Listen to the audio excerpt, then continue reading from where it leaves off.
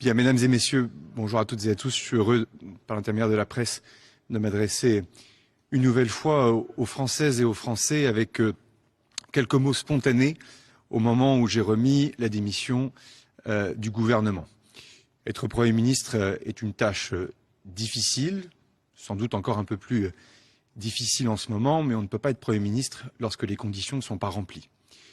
En ce lundi matin, les conditions n'étaient plus remplies pour que je puisse exercer ces fonctions de Premier ministre et permettre au gouvernement d'aller devant l'Assemblée nationale demain. Pour trois raisons.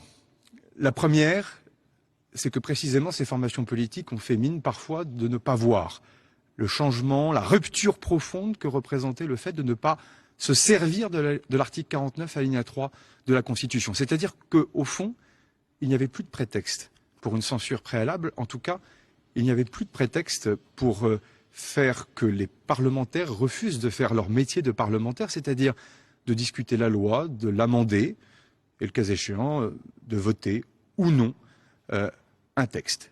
La deuxième des choses, c'est que les partis politiques continuent d'adopter une posture comme s'ils avaient tous la majorité absolue à l'Assemblée nationale.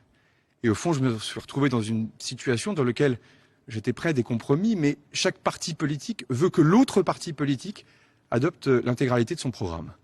La troisième des choses, c'est que la composition du gouvernement au sein du socle commun n'a pas été fluide et a donné lieu au réveil de quelques appétits partisans, parfois non sans lien, c'est d'ailleurs très légitime, avec la future élection présidentielle. Et le dernier point, et je le dis avec respect, moi qui suis un militant qui, au fond, est gravi les marches de la méritocratie républicaine grâce à l'élection comme maire, comme président de département, comme sénateur, je suis un militant et j'ai du respect pour celles et ceux qui s'engagent, mais il faut toujours préférer son pays à son parti et il faut savoir écouter ses militants, mais toujours penser aux Françaises et aux Français. Merci à toutes et à tous. Je vous remercie.